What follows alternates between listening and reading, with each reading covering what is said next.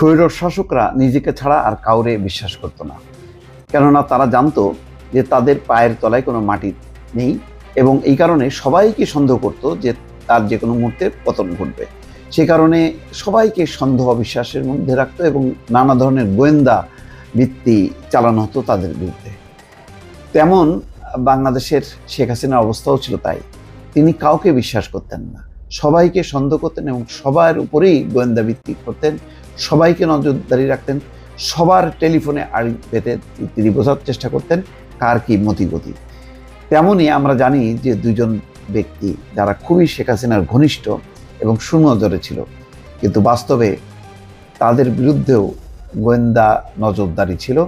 সেটি আবার প্রকাশিত হয়েছে তার গণভবনের যে বিভিন্ন দলিলপত্র কাগজপত্র সেগুলো উদ্ধারের মধ্য দিয়ে।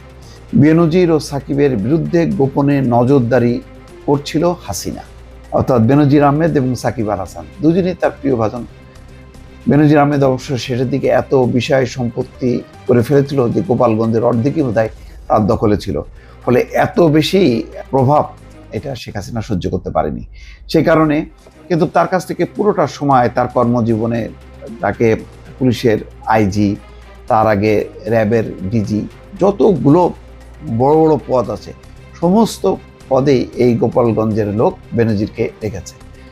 কিন্তু শেষের দিকে যেহেতু তাকে ক্রস করছে বা সে নিজে বাঁচার জন্য আমেরিকার সাথে যোগাযোগ করছে, অ্যাম্বাসির সাথে যোগাযোগ আছে, এই জন্য আস্তে করে তার দুর্নীতির বিষয়টা সামনে তুলে নিয়ে আসলো এবং এমন একটা পরিস্থিতি তৈরি করলো যাতে সে ভেগে যায়।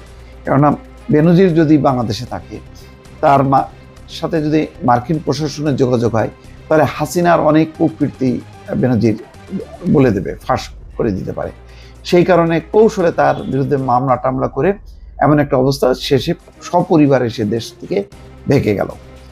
এই হচ্ছে বেনজির। আর সাকিব আল হাসান, সাকিব আল হাসান তো মোটামুটি তিনি তারকা, তার মধ্যে ব্যবসা, জালিয়াতি, জুয়া টুয়া খেলে ঠেলে প্রচুর টাকা পয়সার মালিক হয়েছে। তার হলো নেশা হয়ে গেল অর্থ।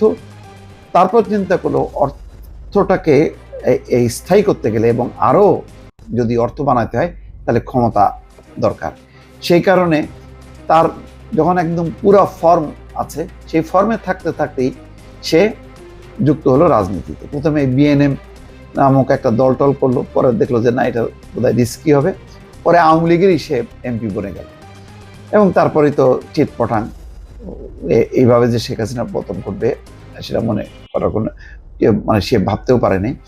কিন্তু শেখ হাসিনা সুনজরে ছিল এবং শেখ হাসিনার সুনজরে থাকার কারণে তার অহংকার, তার দম্ভ, বেয়াদবি, নানান রকম মাত্রা বহিঃপ্রকাশ প্রায় মানুষ দেখতো এবং বিসিবি কোনোভাবেই তাকে নিয়ন্ত্রণ করতে পারতো না।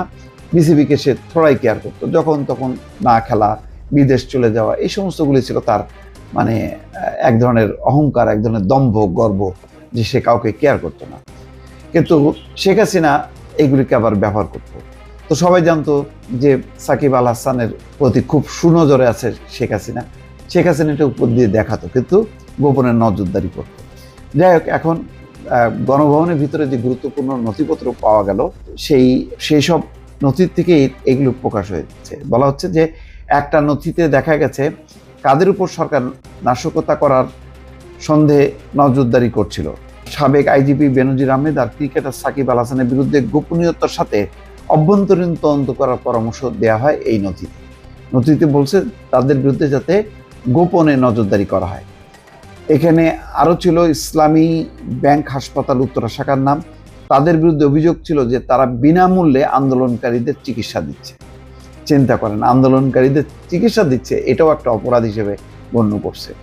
অথচ উনি হাসপাতালে যে একটা ভান দেখালেন যে তিনি আহতদের কত মানে সমব্যথী। কোন ঘরগুলো কার তা বোঝার কোনো উপায় ছিল না, কিন্তু মাটিতে পড়ে থাকা ডকুমেন্টস থেকে তা কিছুটা অনুমান করা যায়।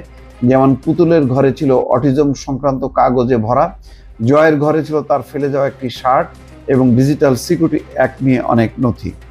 সব গুছাই ছিল। এগুলো তো তারা কখনো মনে করে নাই যে মানে গণভবনে এই ধরনের পরিস্থিতি হবে, উৎখাত হবে, গণঅভ্যুত্থান হবে, শ্রীলঙ্কা যে এত কাছে এটা তারা বুঝতে পারেনি। দর্শক ভালো থাকবেন, আল্লাহ হাফেজ।